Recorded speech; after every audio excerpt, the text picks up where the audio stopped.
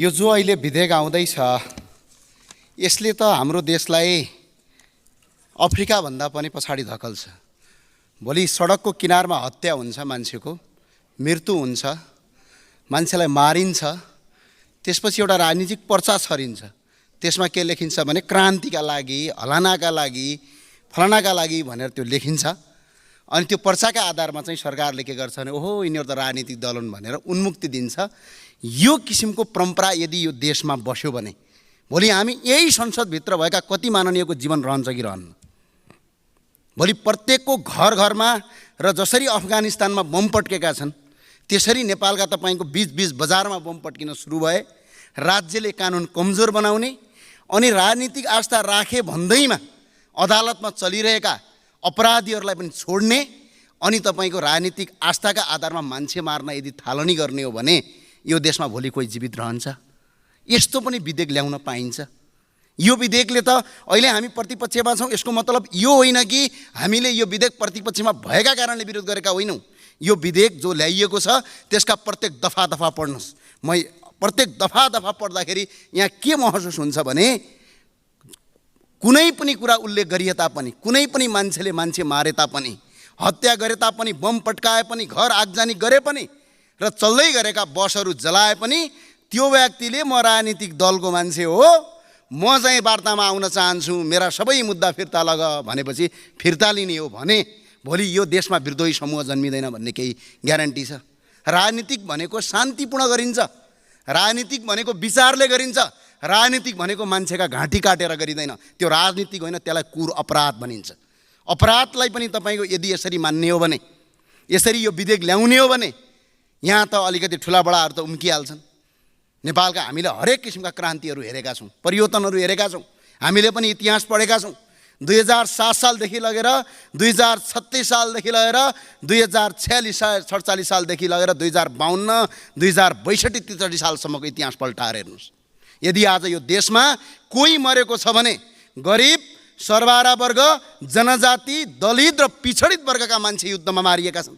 चाहे त्यो सरकार पक्षबाट हुन्, चाहे त्यो विद्रोही पक्षबाट हुन्। तर राजनीतिक चनाखाहरूले, राजनीतिक गर्ने बाठाटाठाहरूले त्यसको फाइदा लगेर उनीहरूलाई मार्ने र उनको लासको सिडी चढाएर राजनीति गरेर देशलाई तपाईँको एउटा राजनीतिक नेताका रूपमा स्थापित गर्ने परम्पराले भोलि हाम्रो जीवन भविष्य सही हिसाबमा हुँदैन। कुनै पार्टीले ल्यायो, कुनै दलले ल्यायो या कुनै व्यक्तिले ल्यायो भन्ने विषयवस्तु मुख्य कुरा होइन। मुख्य विषयवस्तु के हो भने हाम्रो मात्र कुरा होइन, भोलि आउने पुस्ताको कुरा पनि हो। हामी विश्वको सबभन्दा शान्तिपूर्ण देश, भगवान गौतम बुद्धको देश, माता सीताको जन्मभूमि, भगवान शिवको आराधना केन्द्रको देश हो। यो देशमा हिंसालाई माफ हुँदैन, चाहे त्यो राजनीतिक रूपमा गरोस्, चाहे त्यो गैर राजनीतिक रूपमा गरोस्। तर यो विधेयकले के गर्छ भने हिंसालाई माफ गर्छ। यो विधेयकले प्रष्टै भनिएको छ, कुनै पनि राजनीतिक दल या कुनै समूह, कुनै उपसमूह, कुनै एउटा तपाईँको ग्याङ बनाऊ, ग्याङले कुनै पनि मान्छेको हिंसा र हत्या गरेर यदि ऊ शान्ति वार्तामा आउन चाहन्छ भने उसले गरेका 7 खुन, हजारौँ खुनहरू माफ गर्ने, उसलाई राजनीतिक दलको दर्जा दिने। यदि यो परम्परा भयो भने भोलि कोही जीवित रहन्छ? आज हामी प्रतिपक्षमा छौँ, परपट्टिको बेन्चमा बसेका छौँ। हामीले उठाएको कुरा, सरकारले ल्याएको कुरा विरोध होइन। यही सरकारले ल्याउन खोजेको र हामी सबैको दबावमा ल्याउन खोजेको अहिले पनि मिटर ब्याज सम्बन्धीको विधेयकमा हाम्रो पूर्ण समर्थन छ। हामीले ती सबै कुरा सरकारको विरोध गर्नुपर्छ भन्ने होइन। तर यो विधेयक अहिले पनि तपाईँले पढ्नुभयो भने यति जघन्य छ, यति अपराधीकरण छ, यसले अहिले तपाईँहरूको कुर्सी त जोगिएला तर भोलि तपाईँका सन्तान जोगिँदैनन्। यो कुरा स्पष्ट यहाँ लेखिएको छ। यसले मुलुक कसरी अगाडि बढ्न सक्छ? भोलि आउने पुस्ताले, भोलि तपाईँका छोरा नाति पनातीहरूले, तपाईँका सन्तानहरूले तपाईँमाथि औँला ठडाउनेछन्। आज हाम्रो जीवन बर्बाद भयो, भोलि बानेश्वरको बिचमा बम पड्किँदै गर्दा, त्यहाँ पड्किँदाखेरि तपाईँको त्यहाँ मर्दै गरेका परिवारले तपाईँ हामी माननीयज्यूलाई जिन्दगी होइन अर्को जुनीसम्म सराप्नेछन् यदि यो विधेयक पारित भयो भने। यसले मुलुकलाई सही बाटोमा अगाडि बढाउँदैन। हामी शान्तिपूर्ण छौँ, राजनीति गर्न पाइन्छ तर शान्तिपूर्ण, राजनीति गर्न पाइन्छ तर अर्कालाई नमारिकन। राजनीतिका नाममा अपराध गर्ने, त्यो अपराधलाई राजनीतिकरणको रङ दिएर मुलुकलाई तपाईँको बर्बादीतिर धकेल्न पाइँदैन। र यस्ता किसिमका विधेयक ल्याउनभन्दा अगाडि त हामीले लाज मान्नुपर्छ, आफ्ना छोराछोरीको भविष्य हेर्नुपर्छ। हुन त अब नेताजीहरूका छोराछोरी सबै विदेश छन्, त्यो भए हुनाले यो लाज श्रम मान्नुपर्ने अवस्था छ। त्यो भएको हुनाले सम्माननीय सभामुख महोदय, म यो विधेयक ल्याउनु हुँदैन भन्ने पक्षमा छु। हामी कृषि प्रधान देश भन्छौँ, अहिले पनि कृषि प्रधान देश हो भनिरहेका छौँ। तर विडम्बनाका साथ भन्नुपर्छ, मेरो गृह जिल्ला जुम्लामा अस्ति मात्रै चट्याङ परेर हाम्रो पातारासी गाउँपालिकामा 3 महिना 28 गते 50 जति भेडा र बाख्राहरू मरे।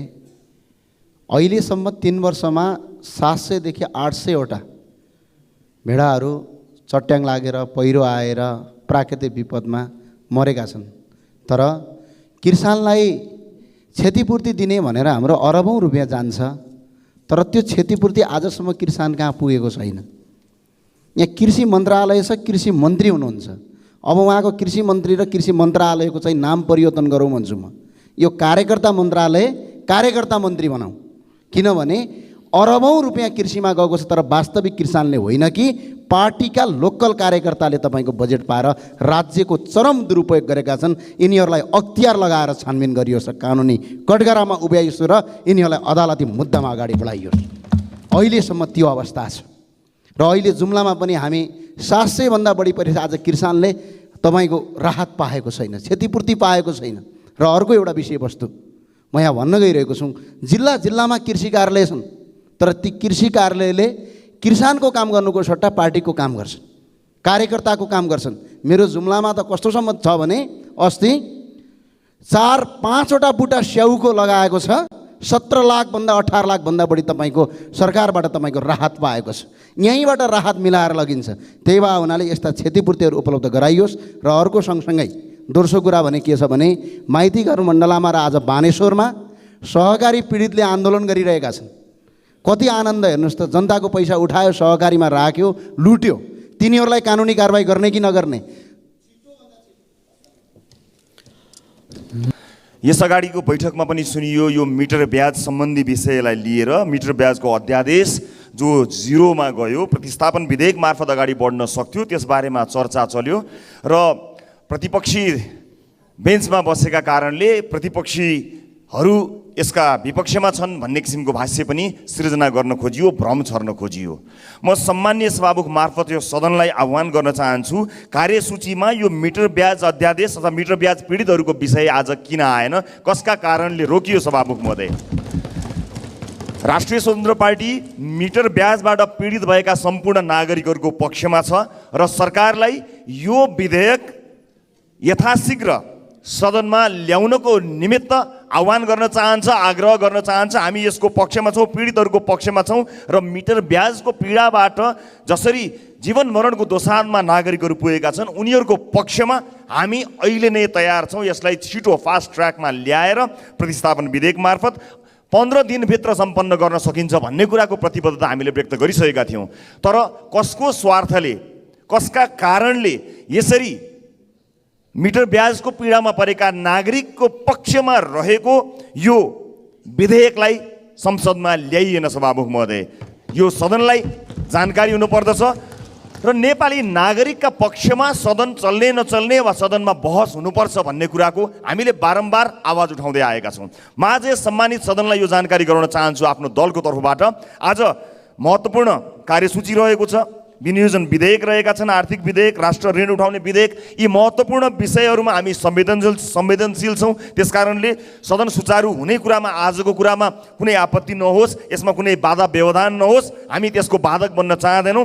तर आगामी बैठकमा मिटर ब्याज पीडितहरूका लागि भनेर सरकारले ल्याउन खोजेको र यो 0मा गएको, शून्यमा गएको, त्यसलाई फेरि बिउत्याएर यदि कार्यसूचीमा राखिएन, त्यो विधेयक ल्याएन भने राष्ट्रिय स्वतन्त्र पार्टी सदन चल्न नदिने पक्षमा उभिनेछ, मिटर ब्याज पीडितहरूको पक्षमा दरो भएर खरो भएर उभिनेछ। आजको कार्यसूचीमा आइसकेका कुराहरूलाई कुनै बाधा नहोस् भन्नका लागि हामीले आजका लागि यसलाई सारेका छौँ। तर यसपछि बस्ने बैठकमा यदि कार्यसूचीमा मिटर ब्याज पीडितहरूका पक्षमा मिटर ब्याज पीडितहरूका विषयलाई लिएर ल्याउन खोजिएको र अहिले शून्यमा गएको विधेयकलाई ल्याइएन र सुरुवात गरिएन र यसलाई कार्यसूचीमा राखिएन भने सभामुख महोदय पूर्व सूचना गरिरहेका छौँ हामी राष्ट्रिय स्वतन्त्र पार्टीको तर्फबाट कि सदन चल्न सक्दैन। नेपाली जनतालाई रुवाएर मिटर ब्याजको पीडित बनाएर त्यो शैतानी ब्याजको पासोमा जनतालाई हालेर अनि त्यसबारे मौन बसेर संसद चल्न सक्दैन। तर यसो भनिरहँदा त्यसभित्र रहेका चलनमा आउने गाउँघरमा एकअर्कालाई सहयोग गरेर सही नियतका साथ सहयोग गर्ने मानिसहरूका विपक्षमा हामी छैनौँ। तर मिटर ब्याजको पासोमा जनतालाई पार्नेहरूका विषयमा हामी विपक्षमा छौँ। सत्ता पक्षकै केही दलहरूका कारणले यसलाई रोक्न खोजिएको भन्ने कता कता गाईगुई सुनिएको छ। यो सदनले थाहा पाओस्, सिङ्गो देशले थाहा पाओस् कि मिटर ब्याज पीडितहरूको पक्षमा को छ, विपक्षमा को छ। त्यसकारणले म गम्भीरतापूर्वक सम्माननीय सभामुख महोदय मार्फत सदनलाई यो जानकारी गराउँछु। धन्यवाद। यो विधेयक जस्ताको तस्तै प्रस्तुत हुनु नपर्नेको धेरै कारणहरू छन्, तर म विशेष गरी 2 संवेदनशील कारणहरू प्रस्तुत गर्न चाहन्छु। पहिलो कारण, शक्ति पृथकीकरणको सिद्धान्त लोकतान्त्रिक व्यवस्थाको अपरिहार्य र आधारभूत सिद्धान्त हो र हुनुपर्छ, जसलाई नेपालको संविधानले पनि अंगीकार गरेको छ। शक्ति पृथकीकरणको सिद्धान्त अनुरूप सरकारले गरेका हरेक गतिविधि संसदप्रति उत्तरदायी हुनैपर्छ, किनकि सांसद जनताका आवाजको प्रतिनिधित्व हुन्। विधायिकाहरूले सरकारले कस्ता कानुन प्रस्ताव गर्दैछ, के संशोधन प्रस्ताव गर्ने, कुन कानुनहरू पास गर्ने, कुन नगर्ने जस्ता विषयमा सक्रियता देखाउनुपर्छ र यस्ता विषयमा गम्भीर पनि हुनुपर्दछ। गम्भीरतापूर्वक आफ्नो राय व्यक्त गर्नुपर्दछ। संसद आफ्नो नियमअनुसारले सरकारको हस्तक्षेप बिना चल्नुपर्छ, तर हाल भइरहेको संसदको अभ्यासलाई हेर्दा संसदले सरकारलाई उत्तरदायी बनाउनुको सट्टा संसद उल्टै सरकारको योजना र इच्छा अनुरूप चलिरहेको पनि भानुहुन्छ। सरकारले संसदलाई बिजनेस दिने त हो, तर सरकारको पनि स्पष्ट मार्गदर्शन रोडम्याप हुन आवश्यकता छ। तर अहिले सरकारको स्पष्ट रोडम्याप देखिँदैन। त्यसैले मैले पटक यही रोस्टमबाट मैले विनम्रतापूर्वक मन्त्रीज्यू समक्ष अनुरोध पनि गरेको छु। अब अर्को अधिवेशनमा चाहिँ सरकारले कुन विधेयकहरू लिएर आउने हो, त्यो विधेयकहरू अगाडि नै अर्को अधिवेशन सुरु हुनुभन्दा अगाडि सांसदलाई जानकारी दिनुपर्छ भनेर भनेको छु। सम्बन्धित अधिवेशनमा कुन विधेयकमा काम गर्ने हो, अधिवेशन अगावै संसदहरूलाई जानकारी दिनै पर्छ, लिस्ट हुनै पर्छ। सरकारले जहिले जे पनि जसरी मन लाग्छ त्यसरी कुनै पनि सर्वमान्य सिद्धान्तको वास्तै नगरी बिजनेस दिने कुरा सार्वभौम संसदलाई स्वीकार्य हुनै सक्दैन। सरकारले बिजनेस दिँदै गर्दा विधिशास्त्रको सिद्धान्त कुल्चिन पाइँदैन। विधिशास्त्रमा कानुनहरूको वर्गीकरण हुन्छ, सबै कानुनहरूलाई एउटै डालोमा हालेर हेर्न मिल्दैन। तर सरकारले आज प्रस्तुत गर्न लागेको केही नेपाल ऐनलाई संशोधन गर्न बनेको विधेयक 2080 मा सरकारले देवानी प्रकृतिका, फौजदारी प्रकृतिका, प्रशासनिक प्रकृतिका लगायत नितान्त फरक प्रकारका कानुनहरू पनि एउटै विधेयकमा हालेर सरकारको कार्यशैलीमा कति बचपना छ भन्ने कुरा चाहिँ देखाएको भान हुन्छ। यस सँगसँगै यस विधेयकमा केही राम्रा प्रस्तावहरू पनि आएका छन्, तर केही डरलाग्दा नेपालको सार्वभौमिकता, अखण्डता र शान्ति सुरक्षालाई चुनौती दिने दफाहरू पनि प्रस्तुत गरिएका छन्। सरकारले यस्ता डरलाग्दा कानुनहरू पास गराउन नियत बस्नै यस्ता प्रकारका कानुनहरू एउटै विधेयकमा हालेर लिएर आएको हो कि भन्ने पनि आशंका उब्जिन्छ। उदाहरणको लागि एउटा म प्रस्तुत गर्न चाहन्छु। यस विधेयकको दफा 64 मा मुलुकी फौजदारी कार्यविधि संहिता 2074 मा संशोधन भन्ने शीर्षकमा शान्तिपूर्ण राजनीतिको मूलधारमा ल्याउन मुद्दा फिर्ता लिन सकिने भन्ने प्रावधान प्रस्ताव गरेको छ, जसमा कुनै पनि राजनीतिक दल वा समूहले हिंसात्मक क्रियाकलाप सञ्चालन गरिरहेकोमा ती समूहलाई मूलधारमा ल्याउन राजनीतिक सम्झौताको माध्यमबाट नेपाल सरकार बाधी भई दायर भएको मुद्दा जुनसुकै तहको अदालतमा विचाराधीन भएको पनि मुद्दा फिर्ता लिन सक्ने र मुद्दा फिर्ता लिन बाधा नपर्ने कुरा उल्लेख गरिएको छ। कुनै राजनीतिक दल वा समूहले जतिसुकै हिंसात्मक कार्य गरेको किन नहोस्, मूलधारको राजनीतिको लागि विधिको शासनभन्दा पनि माथि गएर अझ भनौँ अदालतको कार्यक्षेत्रमा प्रवेश गरेर अदालतलाई पनि टेकेर सरकारले मुद्दा फिर्ता लिन सक्ने प्रशस्त ढोका खोलिदिएको छ। सरकार आफैले यो नेपालको शान्ति सुरक्षा विरुद्धको कानुन कसरी प्रस्ताव गर्न सक्छ, म सम्माननीय सभामुख मार्फत मन्त्रीज्यूसँग प्रश्न गर्न चाहन्छु। यो संविधान विपरीत छ र यस्तो संविधान विपरीतको कानुन विधेयकको बीच हालेर पास गराउने नियतले सरकारले प्रस्ताव गरेको कति पनि ठिक भएन। केही कानुनहरूको संशोधनको आवश्यकता होला, तर यसरी एउटै विधेयकमा फरक वर्गीकरण पर्ने कानुनहरू लिएर आउनु हुँदैन। म दोस्रो कारण भन्न चाहन्छु, सकिहाल्छु। यस विधेयकमा कुल 80वटा ऐनहरू विभिन्न दफा संशोधनको लागि लिएर आइएको छ। उस्तै प्रकृतिका कानुनहरू नहुँदा र आकर्षित कानुनहरूको सङ्ख्या पनि धेरै हुने हुँदा प्रतिनिधि सभा नियमावली 2079 बमोजिम संशोधन प्रस्ताव गर्न चाहने सांसदहरूले 72 घण्टाभित्र आफ्नो संशोधन दिन पनि व्यवहारिक हिसाबले कठिन देखिन्छ। सम्माननीय सभामुख महोदय, हतार हतारमा संसदबाट कुनै संशोधन नआउन् भनेर सरकारले नियत बस्ने धेरै ऐनहरू आकर्षित गरेर लिएर आएको हो कि भन्ने आशंका पनि उब्जिन्छ। यहाँ सरकारले प्रस्तुत गर्न खोजेको यो विधेयक नेपाल र नेपालीको हित विपरीत छ। सरकारले एउटा विधेयकमा धेरै ऐनहरू संशोधन हालेर होइन, छुट्टा छुट्टै वा एकै प्रकृतिका ऐनको संशोधन प्रस्ताव गरेर र संसदले व्यवहारिक हिसाबले अध्ययन गर्न सक्ने किसिमले विधेयक प्रस्तुत गरोस्। तर यो विधेयक जस्ताको तस्तै प्रस्तुत हुनुले नेपालको भविष्य सङ्कटमा पर्न सक्ने खतरा भएको हुनाले म यो केही नेपाल ऐनलाई संशोधन गर्न बनेको 2080 को सदनमा प्रस्तुतको विरोध गर्दछु। धन्यवाद। यो असल मन्त्रालयले ल्याएको विधेयक त हुँदै होइन। यो शक्ति पृथकीकरणको सिद्धान्त विपरीत छ। बुदागत रूपमा भन्नुपर्दा यो संविधानको धारा 1, धारा 21 र धारा 46 विपरीत छ। संविधान विपरीतको यो विधेयक कसरी कानुन मन्त्रालयको टेबलबाट पास भयो म जान्न चाहन्छु। यो कानुनी सिद्धान्त विपरीत मुलुकी अपराध संहिता दफा 41 विपरीत पनि छ। यो सम्मानित सर्वोच्च अदालतबाट प्रतिपादित नजिर विपरीत छ। पढ्नुहोला, निर्णय नम्बर 8013 नेपाल कानुन पत्रिका 2066 अङ्क 9 मा पनि छ। यो म पढेर पनि सुनाउँछु। कानुन र संविधानको मन्चाए जुनसुकै मुद्दा फिर्ता लिन हुन्छ भन्ने होइन र सरकारको उद्देश्य द्वन्द्वहीनतालाई प्रोत्साहन दिनु पनि होइन। गम्भीर प्रकृतिका मानवीय कानुन उल्लङ्घन भएका मुद्दाहरूमा समेत विषयवस्तुको गम्भीरता नहेरी सरकारले फिर्ता लिँदै जाने र अदालतले पनि औचित्यतर्फ नहेर्ने हो भने जनताको जीवधनको संरक्षण गर्ने सरकारको उत्तरदायित्व तथा जवाफदेहितापनको अभाव हुन गई कानुनी राज्यको अस्तित्वमै प्रश्न उठ्छ। हामीले कस्तो नेपाल परिकल्पना गरिरहेका छौँ सभामुख महोदय? यो धेरै अन्तर्राष्ट्रिय कानुनहरूमा हामीले सही गरेका छौँ, त्यसको विपरीत पनि छ। यो अदालतको काम कर्तव्य र अधिकारमा प्रत्यक्ष राजनीतिक कर्मीहरूको हस्तक्षेप भयो। मैले यी आधारहरू दिएँ। अब म सामान्य नेपाली नागरिकको आँखाबाट यो विधेयक तौलन्छु। यो हामीले राजनीतिको नाममा कसलाई बचाउन ल्याएको ऐन हो? यो विधेयक हो। यो इटा भट्टामा मान्छे जिउँदै पोल्ने मान्छेलाई बचाउन ल्याएको हो कि एम्बुलेन्सबाट मान्छे थुतेर मान्छे बचाउनलाई ल्याएको हो? यो एम्बुलेन्सबाट मान्छे थुतेर मान्छे मार्ने मान्छेलाई ल्याएको हो अथवा भाला रोपेर मान्छे मार्नेको मान्छेलाई बचाउनलाई ल्याएको हो? यो कसको लागि ल्याएको हो यो विधेयक? नेपालीको लागि ल्याएको त होइन। आयोगमाथि आयोग गठन हुन्छ तर कहिले पनि त्यो आयोगको प्रतिवेदन सार्वजनिक हुँदैन। कसलाई बचाउनलाई? हामीले जनतालाई सेवा गर्छु भनेर नमस्कार ज्यू हजुर गरेर भोट माग्ने अनि यहाँ आएपछि जनतामाथि दमन गर्ने मालिक बन्न खोज्ने यो विधेयक ल्याएर हामीले कस्तो राजनीतिक चरित्र परिकल्पना गरिरहेछौँ? कुनै पनि पोलिटिकल पार्टीमा नेपालको समुदाय नअट्ने ताकि उहाँहरूले हिंसाकै बाटो रोज्नुपर्ने, परिमार्जन गर्नु छ, आफ्नो पोलिटिकल पार्टी परिमार्जन गर्नु, नेपालको संविधान विपरीतको विधेयक ल्याउने होइन। जस्तो सुकै अपराधलाई पनि राजनीतिको नाम दिएर कुकर्म र अपराधलाई प्रशय र संरक्षण दिन पाइँदैन।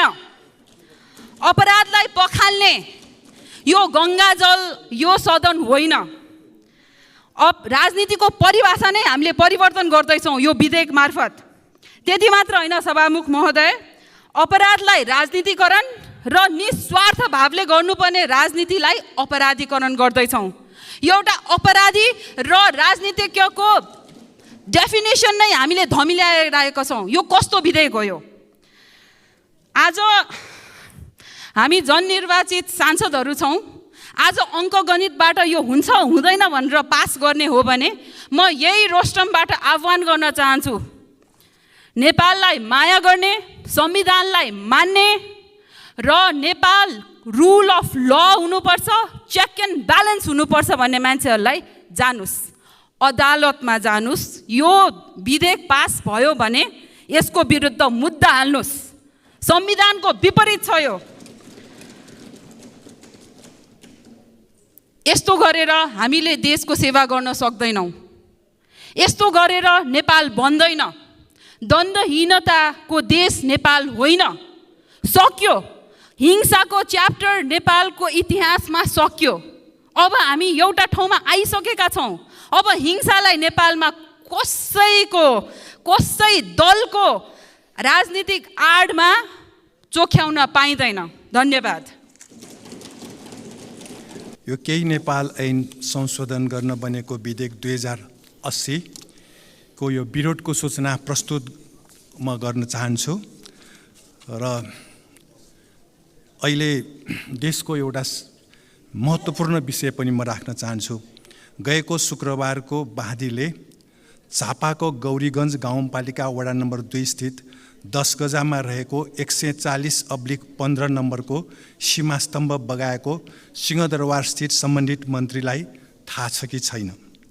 उक्त सीमास्तम्भ सोही स्थानमा पुनर्स्थापना कहिले हुने हो?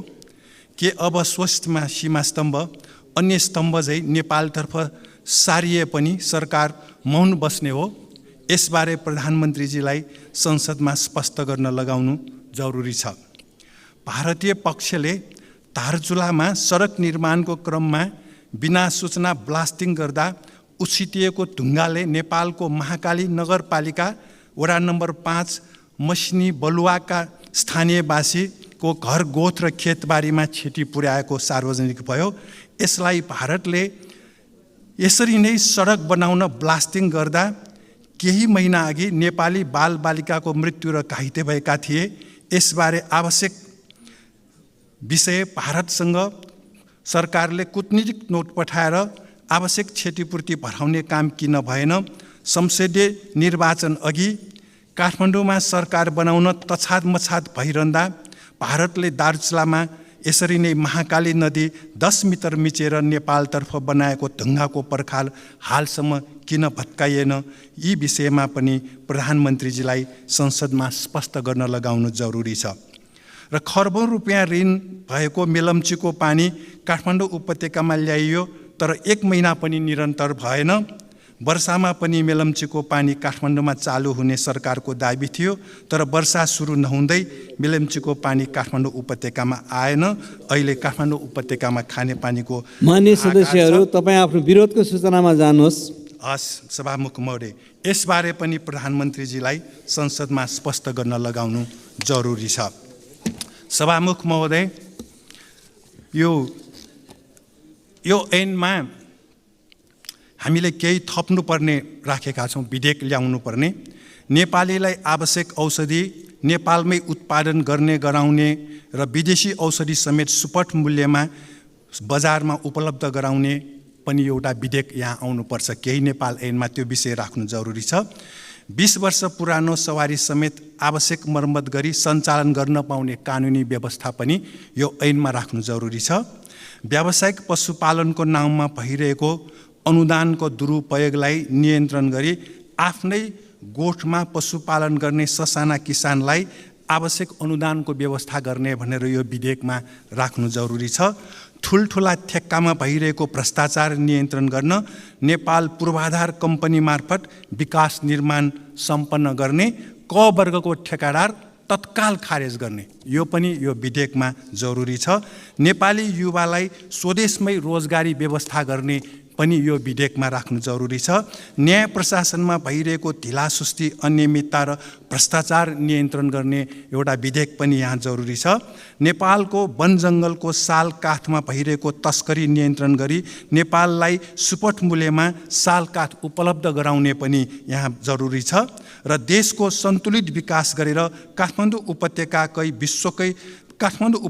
विश्वकै प्रदूषित सहर हुन नदिने एउटा प्रतिबद्धताको सहितको विधेयक यहाँ जरुरी छ। वस्तु र सेवाको विज्ञापनमा नेपाली भाषा र नेपाली व्यक्ति नै हुनुपर्ने व्यवस्था यो विधेयकमा राख्नु जरुरी छ। नागरिकता परिचय पत्रमै सबै विवरण समावेश हुने सफ्टवेयर विकास गरी राष्ट्रिय परिचय पत्रलाई खारेज गर्नु जरुरी छ। नेपालीको खल्ती अब सानो छ, विभिन्न किसिमको परिचय पत्र राख्ने खल्ती छैन, पैसा पनि छैन नेपालीसँग। सिंहदरबारमा बस्नेहरूसँग कति पैसा छ? अहिले 10 खर्ब चालु खर्च, 9 खर्ब मात्र कर उठेको। स्थिति छ र साथसाथै वर्षेनी पहिरो डुबान हुने ठाउँमा रोकथामको लागि किन पहिले नै कारबाही कुनै सरकारले कुनै काम कारबाही गरेन? सबैलाई थाहा छ नि, यहाँ डुबान हुन्छ, यहाँ पहिरो जान्छ भन्ने कुरा।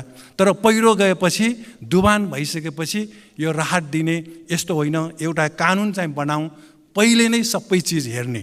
सिंहदरबार यसैको लागि चाहिन्छ। खालि राहत बाँड्नको लागि मात्र सिंहदरबार बस्ने हो भने त्यो त गाउँपालिका नगरपालिकाले गर्ने काम हो, राहत बाँड्ने काम। सिंहदरबारले पूर्व योजना बनाएर यस्ता डुबान र पहिरोलाई रोक्न सक्नुपर्छ, यस्ता एउटा कानुन बनाउनुपर्छ। धन्यवाद।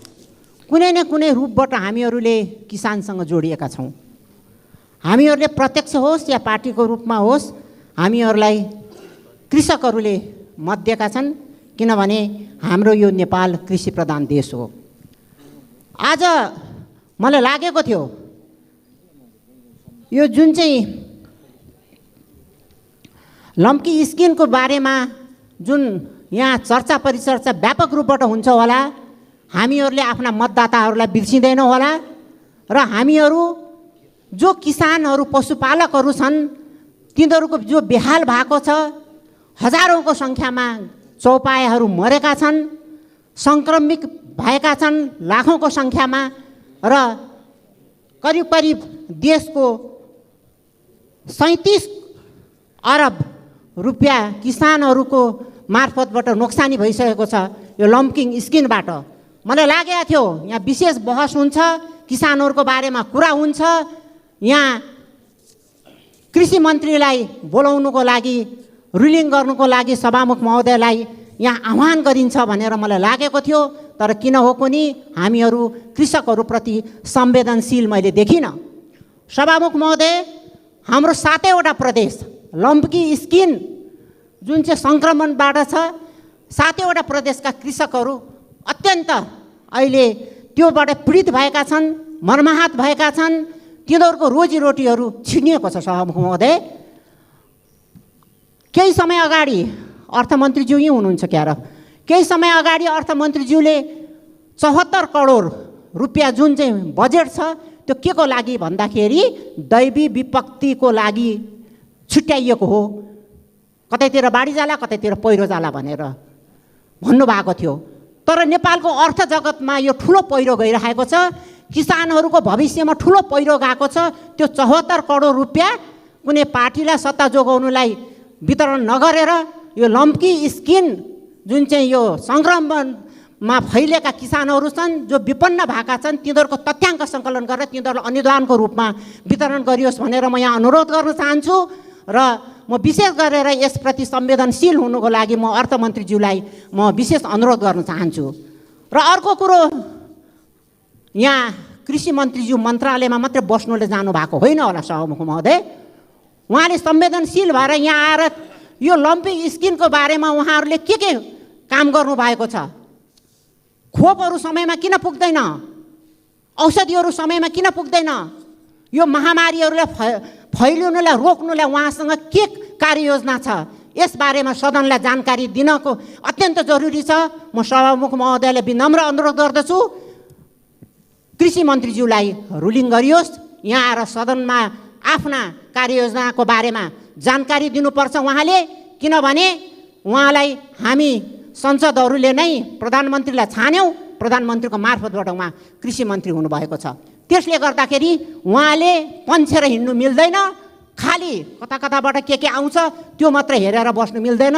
सभामुख महोदय, कृषि मन्त्रीलाई रुलिङ गरियोस्, यहाँ आएर उहाँले हाम्रो समक्ष जानकारी दिनु पर्यो र जनतालाई उहाँले के दिइराख्नु भएको छ राहत, यसबारेमा कृषि मन्त्रीले जानकारी दिनु अनिवार्य भएको छ। म पुनः पनि म अनुरोध गर्दछु र अब यो महामारी विकराल रूपबाट फैल्यो भने देशले अर्को आर्थिक सङ्कट पनि झेल्छ भनेर भन्ने कुरालाई म चेतावनी पनि दिन चाहन्छु। धन्यवाद सभामुख महोदय। दलित समुदायप्रति ज्यादतीको सीमा नाग्यो, अति भयो। हालै जुम्लाको तातोपानी 4 गिडी खोलाका मकेन्द्र नेपालीको घरमा सर्वस्व हुने गरी आगजनी भएको छ। त्यसको कारण हो बसन्ती गिरी नामकी केटीसँग वैवाहिक सम्बन्ध कायम रहनु। केटीको दाजुले हिक्मत नाम गरेको केटीको दाजुले रातको समयमा उसको घरमा आगजनी गरेको पुष्टि भएको छ।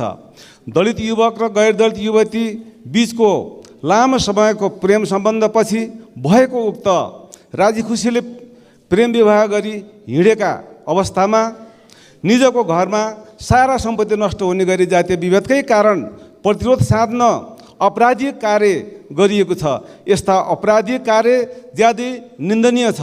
नेपालको संविधान धारा 18 मा समानताको हक, धारा 2 तथा धारा 24 मा छुवाछुत तथा भेदभाव विरुद्धको हक का आधारमा र 1 देखि 5 सम्मको प्रावधान प्रयोग गरी हदैसम्मको कारबाहीको माग गर्दछौँ। जातीय विभेदका कारण हत्या भएका काभ्रेका अजित मिजारको शव 7 वर्षसम्म टिचिङ हस्पिटलमा सड्नु, हत्या छाती खोलेर हिँडिरहनु, कालीकोटमा वार्ड सदस्य माना सार्कीलाई जातीय विभेदकै कारण कुटी कुटी मार्नु, भर्खरै बागलुङका प्रभात बस्याललाई प्रेम विवाह गरेकै कारण ठुलो जाति भन्नेहरूले बलात्कार अपहरण जस्ताका मुद्दा लगाउने जस्ता जातीय विभेदका घटनाले सीमा नागिसकेको छ। यस्तो अवस्थामा अन्तर्जातीय वैवाहिक जोडी छुट्याउन बाल विवाह, महिला बेचबिखन, बलात्कार, चोरी जस्ता मुद्दा लगाउने षड्यन्त्र गरिन्छ। यो घटनालाई पनि त्यस्तै साजिस बुनेको हुन सक्छ। जे भए पनि कारबाही कानुन अनुसारको हुनुपर्ने हो। आइन्दा यस्ता घटना हुन नदिन सचेतनात्मक कार्य गर्न र घटेमा यस्ता घटनालाई अविलम्ब कारबाहीको दायरामा ल्याएर निजलाई सोअनुसार कारबाही गर्नुपर्छ। तर अब यस्ता कारबाहीको लागि संसदीय विशेष समितिको समेत आवश्यक रहेको अनुभूत भएको छ सभामुख महोदय। र यस किसिमका समिति बनाएर यस्ता घटना हुन नदिनको लागि म सभामुख मार्फत सरकारको ध्यान आकर्षण गराउन चाहन्छु। यहाँ जातीय भेदभाव तथा कसुर सजाय छुवाछुत कसुर सजाय ऐन 2068 लाई निर्भीक कार्यान्वयनको लागि समेत म सम्माननीय सभामुख मार्फत राज्यलाई ध्यान आकर्षण गराउन चाहन्छु। धन्यवाद। केही नेपाल ऐनलाई संशोधन गर्न बनेको विधेयक सम्मानित सदन समक्ष प्रस्तुत गर्न अनुमति माग्ने प्रस्तावको विरोधमा माननीय ज्ञानबहादुर शाही, माननीय प्रेम सुवाल, माननीय शोभिता गौतम र माननीय सुमना श्रेष्ठले पेश गर्नुभएको सूचनाको सम्बन्धमा अनुरोध गर्न चाहन्छु। माननीय ज्ञानबहादुर शाहीले विधेयकको दफा 64 को व्यवस्थाले नेपाल सरकारको वादी भई चलाइएका जुनसुकै मुद्दालाई पनि राजनीतिक रङ्ग दिने र अपराधीलाई उन्मुक्ति दिने आशय प्रकट गर्नुभएको माननीय शोभिता गौतमले कुनै राजनीतिक दल वा समूहले जतिसुकै हिंसात्मक कार्य गरेको किन नहोस्, मूलधारको राजनीतिको लागि विधिको शासनभन्दा माथि गएर सरकारले मुद्दा फिर्ता लिन खोजेको धारणा राख्नुभएको र माननीय सुमना श्रेष्ठले विधेयकमा रहेको उक्त व्यवस्था नेपालको संविधान, कानुनी सिद्धान्त, सर्वोच्च अदालतको नजिर अन्तर्राष्ट्रिय कानुन विपरीत रहेको तथा सो व्यवस्थाले अदालतको काम कारबाहीमा समेत हस्तक्षेप गर्ने र सानालाई ऐन र ठुलालाई चैन भन्ने भनाइलाई प्रशय पुर्याउन खोजेको हो कि भन्ने आशंका व्यक्त गर्दै प्रस्तुत विधेयक उप विरोधको सूचना दर्ता गर्नुभएको रहेछ। सम्माननीय सभामुख महोदय, वास्तवमा यो केही नेपाल ऐनलाई संशोधन गर्न बनेको विधेयकका सन्दर्भमा माननीय ज्यूहरूले भर्खरै पनि केही कुराहरू राख्नुभएको छ। त्यसतर्फ मेरो ध्यान आकर्षण भएको छ कि एउटै विधेयकमा यत्रा धेरै चाहिने कुराहरू लिएर आउने अस्वाभाविक भयो भन्ने कुरापट्टि मेरो ध्यान आकर्षण भएको छ। वास्तवमा हामीले र यहाँ चाहिने यो केही नेपाल ऐनलाई संशोधन गर्ने सन्दर्भमा विभिन्न विषयहरूमा चाहिने संशोधन गर्नुपर्ने अवस्था रहेकै कारणले गर्दाखेरि पनि यहाँ अहिले अलि धेरै 80वटा चाहिने संशोधनहरू परेको कुरा निवेदन गर्न चाहन्छु। त्यस्तै गरेर 72 घण्टामा पढ्नै नसकोस् र संशोधन गर्नै नसकोस् भन्ने भनाइहरू पनि यहाँ चाहिँ आएका छन्। म विनम्र साथ सभामुख महोदय मार्फत निवेदन गर्न चाहन्छु, वास्तवमा माननीय सदस्यहरू वास्तवमै भन्नुपर्दाखेरि जनप्रतिनिधिहरू वास्तवमा एकदमै कर्मशील हुनुहुन्छ, एकदमै घनघोटी बन्चरो भने जै गरेर 72 घन्टा पनि उहाँलाई त धेरै हुन्छ जस्तो मलाई लागिराखेको थियो। तर यहाँ ठिक्क मैले सोचेभन्दा उल्टो पर्यो कि 72 घन्टा थोरै भएको गुनासोहरू पनि आइपुग्यो सभामुख महोदय। वास्तवमा हामी के को लागि यहाँ चाहिँ नि विधेयकलाई सिरानीमा विधेयकको मस्यौदालाई 72 घन्टासम्म सिरानीमा मुनि राखेर सुत्नका लागि हामी जनप्रतिनिधि भएर आएको त होइन नि त सभामुख महोदय। हामीले यसको दफा दफा पढेर चाहिने यसमा संशोधन गर्न सकिन्छ भनेर नै हामी सांसदमा चुनेर आएको कुरा पनि निवेदन गर्न चाहन्छु। त्यसैले कि हामीलाई जनताले किन चुनेर पठाएको भन्दाखेरि यस्तै कानुनहरू विधेयकहरू निर्माण गर्ने क्रममा नसुत रात दिन चाहिने पढेर त्यसमा संशोधन गर्न सक्ने, त्यसमा कमी कमजोरीहरू हटाउन छ भने हटाउनु भनेर पठाएको। त्यस कारणले गर्दाखेरि यहाँ हामीलाई थोरै समय भयो कि भनेर चाहिने चिन्ता गर्नु वास्तवमा अलिकति उद्वेग लाग्दो कुरा जस्तो पनि भयो सभामुख महोदय। र यहाँ निवेदन गर्न चाहन्छु म कि यो शक्ति पृथकीकरण विपरीत भयो यहाँ चाहिँ नि भन्ने कुराहरू पनि आएको छ। निश्चित रूपमा म निवेदन गर्न चाहेँ सभामुख महोदय, संसदले कानुन बनाउने हो, संसदले कानुनको व्याख्या आफै गर्दैन, न्यायालयले कानुनको व्याख्या गर्ने अधिकार न्यायालयले राख्दछ। यो कुरो पनि निवेदन गर्न चाहन्छु सभामुख महोदय। विधेयकको दफा 64मा मुलुकको राजनीतिक प्रणालीसँग असहमत रही हिंसात्मक क्रियाकलाप सञ्चालन गरिरहेको राजनीतिक दल वा समूहलाई शान्तिपूर्ण राजनीतिको मूलधारमा ल्याउन त्यस्तो राजनीतिक दल वा समूहसँग राजनीतिक प्रकृतिका सम्झौताको माध्यमबाट, फेरि पनि दोहोऱ्याउन चाहन्छु सभामुख महोदय, राजनीतिक समूहसँग राजनीतिक प्रकृतिका सम्झौताको माध्यमबाट भएको सहमति बमोजिम मुद्दा फिर्ता लिन सक्ने गरी मुलुकी फौजदारी कार्यविधि संहिता 2074मा संशोधन प्रस्ताव गरिएको हो। उल्लेखित व्यवस्थाले नेपालको संविधानप्रति आम नागरिकको अपनत्व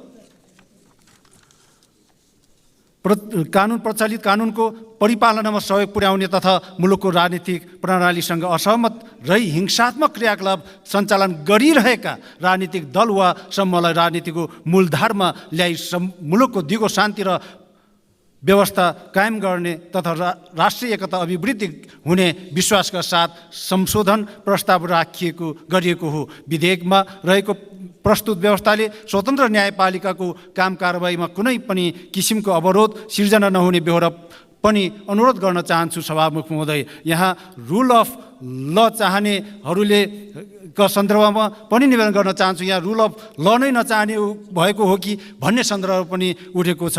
म निवेदन गर्न चाहन्छु कि रुल अफ ल भित्रै रहेर यही विधेयकमा चाहिँ नि फेरि पनि संशोधन प्रस्ताव राख्न सकिने कुरा पनि म निवेदन गर्न चाहन्छु। त्यसैले संशोधनको प्रस्तावको बाटो अझै पनि खुलै छ सभामुख महोदय। त्यही बाटो मार्फत यी चाहिँ आफूलाई मन नपरेका कुराहरूलाई संशोधनको प्रस्ताव मार्फत संशोधन गर्न सकिन्छ। यहाँ हामीलाई कुनै हिंसालाई प्रोत्साहन गर्नु छैन, हिंसालाई हामीले बढावा दिनु छैन सभामुख महोदय। हामी बृहत शान्ति सम्झौता मार्फत यो सिङ्गो मुलुकलाई रगतको आहालमा डुबुल्की मारिरहेको मुलुकलाई हामीले नै हाम्रै श्रद्धेय नेता तत्कालीन नेता गिरिजाप्रसाद कोइरालाको नेतृत्व र अर्कोतर्फ श्रद्धेय नेता पुष्पकमल दाहालको नेतृत्व, दुई नेताहरूको नेतृत्वको बिचमा चाहिँ नि बृहत शान्ति र अरू अन्य 7 दल र 1 दल गरेर सबै दल मिलेर यो मुलुकलाई बृहत शान्ति सम्झौता मार्फत हामीले अगाडि बढाएका हौँ। त्यसैले यो मुलुकलाई फेरि रगतको आहालमा डुबाउने, यो मुलुकलाई फेरि हिंसातर्फ लिएर जाने, नेपाली राजनीतिलाई फेरि अपराधीकरण गरेर लिएर जाने सन्दर्भ हामीले सोच्न पनि सक्दैनौँ सभामुख महोदय। म निवेदन गर्न चाहन्छु। तथापि माननीय सदस्यहरूले उठाउनुभएका प्रस्तुत विषयमा मेरो गम्भीर ध्यान आकर्षण भएको छ। सो सम्बन्धमा विधेयकमा दफाफर छलफल हुँदा विचार गर्न सकिने र सहमतिको आधारमा एउटा निष्कर्षमा पुग्न सकिने बेहोरा समेत अनुरोध गर्न चाहन्छु। सम्माननीय सभामुख महोदय, माननीय प्रेम सुवालले विभिन्न 10 वटा विषयमा प्रस्तुत विधेयक उप विरोधको सूचना दर्ता गराउनु भएको रहेछ। माननीय सदस्यले दर्ता गर्नुभएको विरोधको सूचनामा नेपालीलाई आवश्यक औषधि नेपालमै उत्पादन गराउने र विदेशी औषधि समेत सुपथ र सहज मूल्यमा उपलब्ध गराउने प्रत्याभूति हुनुपर्ने विषय उठाउनु भएको छ। प्रस्तावित विधेयकले औषधि ऐन 2035मा संशोधन गरी उत्पादन अनुज्ञापत्र, सिफारिस पत्र तथा प्रमाणपत्र नवीकरण गराउनु पर्ने अवधि बढाई सेवा प्रवाहलाई निकाललाई सहज बनाउने सम्मको व्यवस्था मात्र समावेश गरेको छ। माननीय सदस्यले उठाउनु भएको औषधि नेपालमै उत्पादन गर्ने गराउने लगायतका विषय नेपाल सरकारको प्राथमिकतामा रहेको र सोको कार्यान्वयनको लागि नेपाल सरकार प्रतिबद्ध रहेको विषय निवेदन गर्न चाहन्छु। साथै देशमा औषधि उत्पादन पनि नहुने अनि औषधि नपाएर सर्वसाधारणले मृत्युवरण गर्ने अवस्था सिर्जना हुनेतर्फ पनि माननीय सदस्यको ध्यान आकर्षण गराउन चाहन्छु। त्यसै गरी सवारी तथा यातायात व्यवस्था ऐन 2049 को संशोधनबाट सवारी चालकको अनुमति पत्रको अवधि, चालक अनुमति पत्र नवीकरणको अवधि तथा जाँच पासको अवधि बढाउने विषयहरू समावेश गरिएको छ। उक्त व्यवस्थाले हाल यातायात कार्यालयमा देखिएको चालक अनुमति पत्र व्यवस्थापन तथा वितरण सम्बन्धमा भएको कठिनाइ हल हुन गई सवारी चालक अनुमति पत्र प्राप्त गर्न सेवाग्राहीलाई सहज हुने देखिन्छ। व्यावसायिक पशुपालनको नाममा भइरहेको अनुदानको दुरुपयोगलाई नियन्त्रण गरी आफ्नै गोठमा पशुपालन गर्ने ससाना किसानलाई आवश्यक अनुदानको व्यवस्था गर्ने भनी माननीय सदस्यले उठाउनु भएका विषयका सम्बन्धमा कृषि तथा पशुपक्षी विकास मन्त्रालयबाट सञ्चालित विभिन्न कार्यक्रम अन्तर्गत दिइने अनुदानको कार्यान्वयन सम्बन्धी विषय नेपाल सरकारको नीति तथा कार्यक्रम बमोजिम सञ्चालन भइरहेको तथा त्यसको दुरुपयोग नियन्त्रण गर्ने सम्बन्धमा नेपाल सरकार प्रतिबद्ध रहेको बेहोरा अनुरोध गर्दै प्रस्तुत विधेयकबाट पशु स्वास्थ्य तथा पशु सेवा ऐन 2055 मा पशुजन्य संक्रामक रोगको निगरानी, जाँचबुझ र नियन्त्रण गर्ने तथा क्षतिको राहत दिने सम्बन्धमा मात्र प्रष्ट व्यवस्था गर्न खोजिएको बेहोरा अनुरोध गर्न चाहन्छु। ठुला ठेक्कामा भइरहेको भ्रष्टाचार नियन्त्रण गर्न नेपाल पूर्वाधार कम्पनी मार्फत विकास निर्माण सम्पन्न गर्नुपर्ने भनी माननीय सदस्यले उठाउनु भएको प्रश्नका सम्बन्धमा प्रचलित सार्वजनिक खरिद ऐन 2063 मा संशोधन गरी नेपाल पूर्वाधार कम्पनी स्थापना गर्ने र विशेष परिस्थितिमा वा नेपाल सरकारलाई कुनै निर्माण कार्य तत्काल गर्नुपर्ने भएमा सो कम्पनी मार्फत खरिद गर्न सकिने लगायतका व्यवस्था प्रस्ताव गरिएको छ। माननीय सदस्यले उठाउनु भएको विषय समेत विधेयकको उक्त व्यवस्था मार्फत सम्बोधन हुने विश्वास लिएको छु।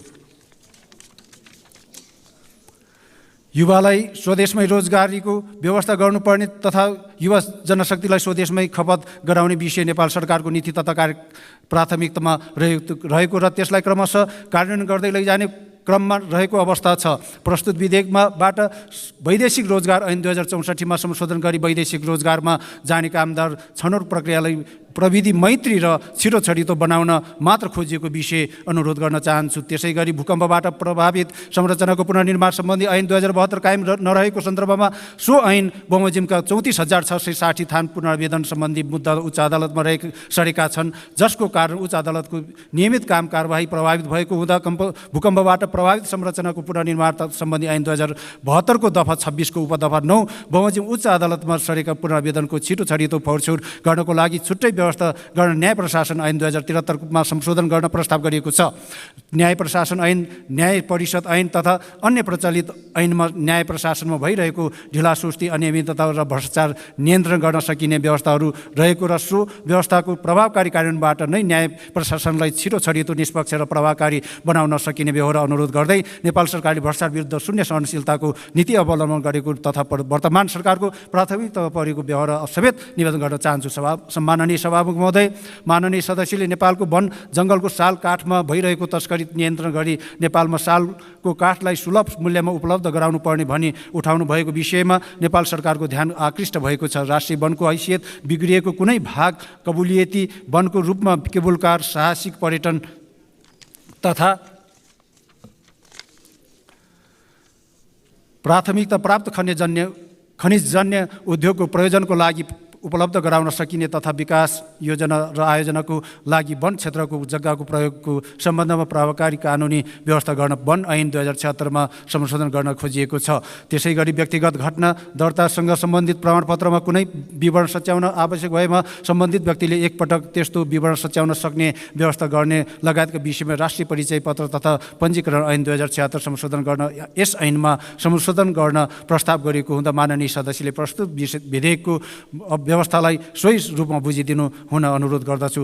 माननीय शोभिता गौतमले उठाउनु भएको नेपालको संविधानले सुनिश्चित गरेको शक्ति पृथकीकरणको सिद्धान्त लोकतान्त्रिक व्यवस्थाको अपरिहार्य र आधारभूत सिद्धान्त हो र हुनुपर्दछ भन्ने विषयमा नेपाल सरकार जानकार रहेको छ। माननीय सदस्यले विधेयकमा केही डरलाग्दा नेपालको सार्वभौमिकता र अखण्डता र शान्ति सुरक्षालाई चुनौती दिने दफाहरू पनि समावेश गरिएको विषय उठाउनु भएको, तर विधेयकको कुन कुन व्यवस्था त्यस्ता छन् भन्ने सम्बन्धमा ठोस रूपमा उल्लेख गरेको नदेखिएको सन्दर्भमा नेपालको संविधान, नेपालको सार्वभौम सत्ता, अखण्डता, शान्ति सुरक्षा र नेपालको समग्र हित विपरीत हुने गरी कुनै पनि विषय विधेयकमा समावेश नभएको बेहोरा अनुरोध गर्न चाहन्छु। सम्माननीय सभामुख महोदय, माननीय सदस्यहरूले विरोधको सूचनामा उठाउनु भएका विषयहरू मूलतः नेपालको सन्तुलित विकास, सुशासनको प्रत्याभूति, वातावरणको संरक्षण तथा प्राकृतिक स्रोत साधनको समुचित प्रयोगसँग सम्बन्धित रहेको देखिन्छ।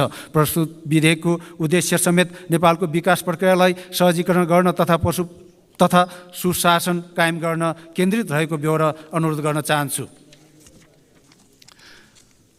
प्रस्ताव गरिएको केही नेपाल ऐनलाई संशोधन गर्न बनेको विधेयकको कुनै व्यवस्थामा सुधार गर्नुपर्ने भएमा विधेयक उप सम्मानित सदनमा अवलम्बन गरिने विधायिकी प्रक्रियामा सक्रिय रूपमा भाग लिई विधेयकलाई अझ बढी समृद्ध र कार्यान्वयन योग्य बनाउन योगदान गर्न अनुरोध गर्दै माननीय सदस्यहरूलाई विरोधको सूचना फिर्ता लिइदिनुहुन सम्माननीय सभामुख मार्फत अनुरोध गर्न चाहन्छु। धन्यवाद।